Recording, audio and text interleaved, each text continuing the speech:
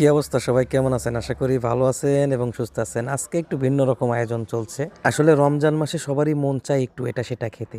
ঠিক তেমনই আজকে আমাদের আয়োজন চলছে খিচুড়ি ভাত এবং মুরগির মাংসের ভুনা। আর একটা কথা এখানে বলে রাখি, প্রবাসীরা সবসময় চেষ্টা করে নিজে নিজে সবকিছু তৈরি করার, নিজে নিজে শেখার। নিজের ভিতরে যদি শেখার আগ্রহটা থাকে না, তাহলে আপনার কারোর উপরে নির্ভর করা লাগবে না। এই যে দেখেন কত সুন্দর মুরগির মাংস। তারপরও আজকে রমজান মাসে আমার একটু প্রেশার বেশি পড়ে গেছে, কারণ সবকিছু চাপাই দিছে আমার উপরে। আজকে রান্নার ফার্স্ট থেকে শুরু করে লাস্ট পর্যন্ত সম্পূর্ণ কাজটাই আমার করা লাগছে। যাই হোক, পরিশ্রম যে বেশি করেছি তার জন্য আমার কোনো আপত্তি নেই, কোনো কষ্ট নেই, যেহেতু রমজান মাস চলছে, মিলেমিশে কাজ করে খেতে হবে। যাই হোক, সম্পূর্ণ কাজ শেষের দিকে আমার আরেকটা ভাই আমাকে যথেষ্ট পরিমাণ হেল্প করেছে।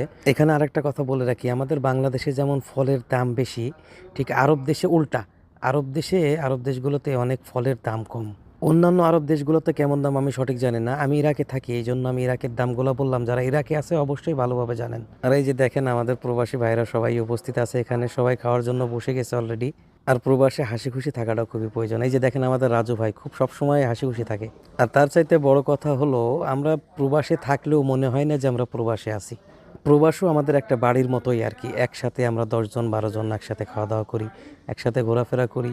এখানে একটা আমাদের পরিবারই হয়ে গেছে। তো আমরা প্রতিদিনই 12 থেকে 14 জন একসাথে খাওয়া দাওয়া করি। আজকে বিষয়টা একটু অন্যরকম হয়ে গেছে। দিনটা ছিল ছুটির দিন, সবাই গেছে একটু বাইরে ঘোরাফেরা করতে, বাইরে গিয়ে বৃষ্টিতে আটকাই গেছে আর আসতে পারে নাই। খুবই দুঃখজনক একটা বিষয়, সবাইকে দেখাইতে পারলাম না। যাই হোক, আমার এই ভিডিওটা যদি ভালো লাগে একটা মন্তব্য করে অবশ্যই আমাকে উৎসাহিত করবেন, এবং সময় নষ্ট করে আমার ভিডিওটি দেখার জন্য অসংখ্য অসংখ্য ধন্যবাদ জানাই সবাইকে। ভালো থাকবেন, সুস্থ থাকবেন।